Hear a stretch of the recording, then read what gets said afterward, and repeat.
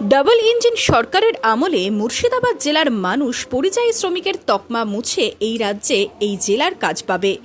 ডোমকলে জনকল্যাণ শিবিরে গিয়ে আশ্বাস দিলেন রাজ্যের অনগ্রসর শ্রেণী কল্যাণ এবং গণশিক্ষা প্রসার ও গ্রন্থাগার পরিষেবা দপ্তরের মন্ত্রী গৌরীশঙ্কর ঘোষ। পিছিয়ে পড়া জেলা মুর্শিদাবাদ, এই জেলাটাকে কংগ্রেস, সিপিএম, তৃণমূল তিনটে দল স্বাধীনতার পর থেকে সরকার চালিয়েছে বাংলায়।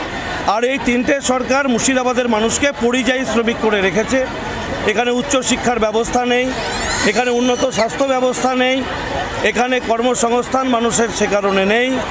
আইন শৃঙ্খলার অবনতি চূড়ান্ত পর্যায়ে গিয়ে পৌঁছেছিল।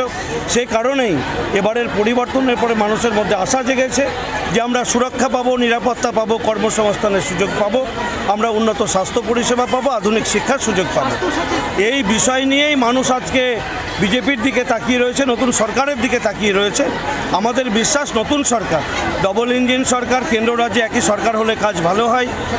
দুটো সরকারের সমন্বয়ের ভিত্তিতে কাজ হবে। মুর্শিদাবাদ জেলার মানুষ আগামী দিনে পরিযায়ী শ্রমিকের তকমা মুছে এই রাজ্যেই কাজ পাবে, এই জেলায় কাজ পাবে, সেদিকে সরকার এগোচ্ছে এবং সেই লক্ষ্যেই সরকার কাজ শুরু করেছে।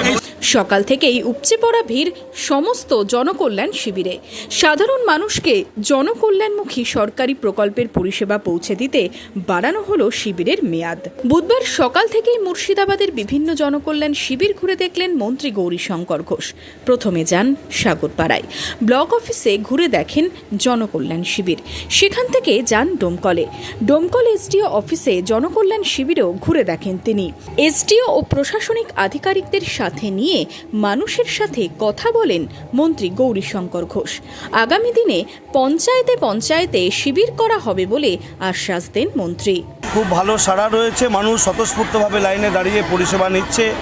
যারা আধিকারিক রয়েছেন তারাও সহযোগিতার হাত বাড়িয়ে দিয়েছেন। আমরা চাইব আগামীকালকেও একইভাবে উভয় পক্ষে সহযোগিতার হাত বাড়িয়ে দিয়ে একবারে সুষ্ঠুভাবে এই শিবিরগুলো চলুক।